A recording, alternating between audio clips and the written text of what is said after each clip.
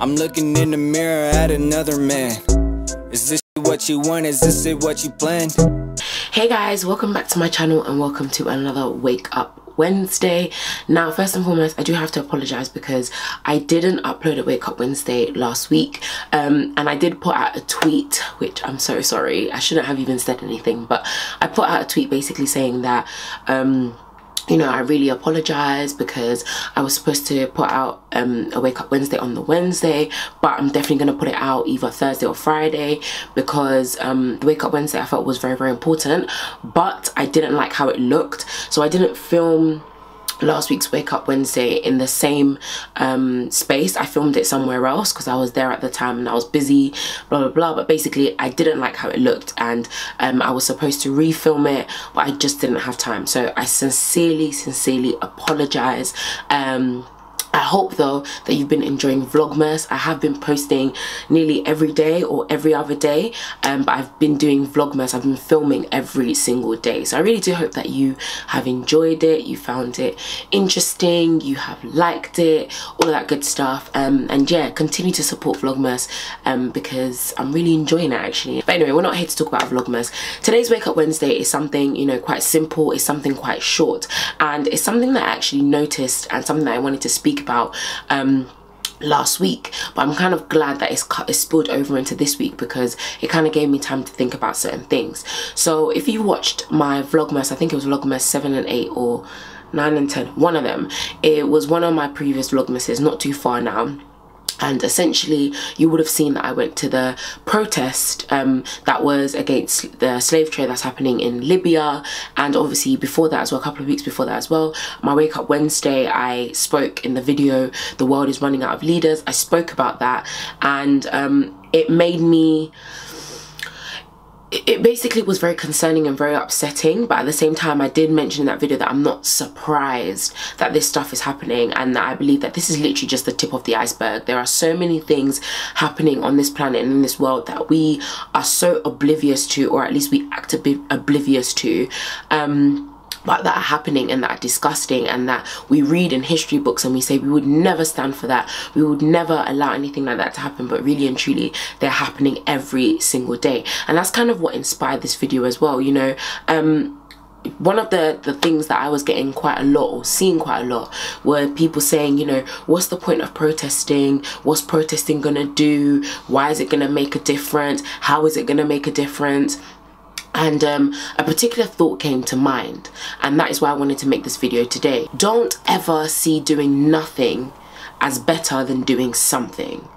Don't ever see doing nothing as better than doing something. I think that's how our society kind of views things, well, at least the opposite of that. Some people see, you know, doing nothing better than doing something because they just feel like, well, what is the point? What is the point of me standing up and going to protest? It's not like that's going to make a difference anyway. What is the point of me, you know, putting a hashtag on Twitter or on Facebook? That's not going to do anything anyway. What is the point of me writing a letter to my local MP? That's not going to do anything anyway. But if you actually think about it, if hundreds and thousands of people stood up together and said, I may be one individual, but I am going to, you know, tweet or hashtag or go to a protest or write to my local MP or write to whoever it is that I feel necessary to write to.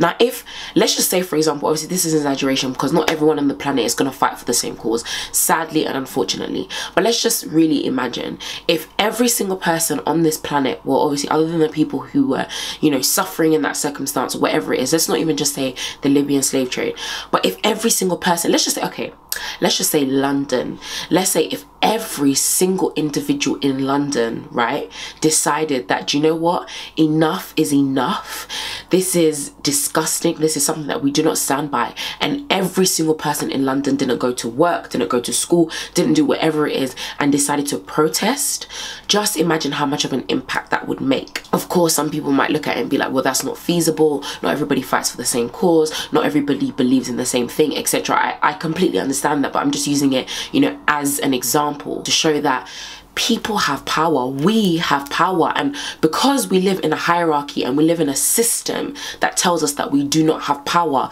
a lot of us would rather do nothing than do something. And if we even go, for example, to social media, and I tweeted about this saying that, you know, for those that think that posting or writing a hashtag on social media or creating a trend on social media will not make an impact are wrong. Personally speaking anyway, in my opinion, I believe are wrong. Yes, maybe 80% of the time it doesn't actually cause social change or political change, but there are times where it shifts people's lives. Social media is such a massive tool. You know, we look at how many people that have rose to fame and to stardom because of social media, how many people have, you know, created cases, people that have gone on social media and whose cases might have been completely forgotten about, but who had certain cases you know, appealed, or certain people who decided to bring their lawyers and get their lawyers involved because they've seen something on social media. Essentially what I'm trying to say is that social media is very, very powerful, but we have to learn how to use it in the right way, and that is things like flooding the timeline with news about what's happening in Libya, flooding the timeline with hashtags, making everyone notice and pay attention, because believe it or not, but social media is where a lot of conversations start, even in the mainstream media. So with news and TV, social media is the hub, it's where a lot of it starts. And I feel like I could just literally ramble on for ages, but what I'm trying to say is this, is that, you know, don't think that just by doing nothing is better than doing something. If your way of doing something is posting on social media, hashtagging, doing whatever it is, then do that. Don't let anyone tell you that that's not the right way to protest, that's not the right way. Sometimes, a lot of the times, it's just about solidarity. For example, the Me Too campaign, that got traction because people just hashtag Me Too, and some people just needed a sense of solidarity to come out with their stories and to express things that happened to them maybe even 10, 15, 20 years ago that they've been keeping to themselves. Sometimes it's just that. So if you feel like social media is the place for you to do that, go for it. If you feel like you know, writing a letter to your local MP or writing a letter to freaking people in Parliament, do that. Whatever way you feel that you can do something, do it. Don't feel like it's better to do nothing than to do something. And the other thing that I wanted to do, you know, with this video is just to say that we as a generation, on one hand, why we say sometimes, you know, well, I don't really care, it's not happening to me, it's not happening on my side of the planet, etc, etc. We are also a very clickbait society, we are also a very trends society, i.e., you know, loads of stuff was going on social media. There was outrage, people talking about Libya, and now it's kind of gone quiet. And we can't do that. We have to continue to put pressure through social media or through our local MPs or through whatever it is, and we have to continue to put that pressure. You know, just imagine and just think back of how you felt when you were in those classes, because I know everybody does slavery. We don't talk about the kingdoms that existed in Africa, we don't talk about the Moors or other people. If you want me to do a video about that, by the way, let me know. But we don't talk about the amazing things that black people were. But one thing that I know that we all know about is slavery. And when we think back to slavery and the books that we read and the classes that we went to, we were disgusted by the stuff that's happening. So, and we, you know, I'm sure that a lot of us thought, oh my gosh, I would never allow anything like this to happen. I can't believe human beings can do this. Well, guess what?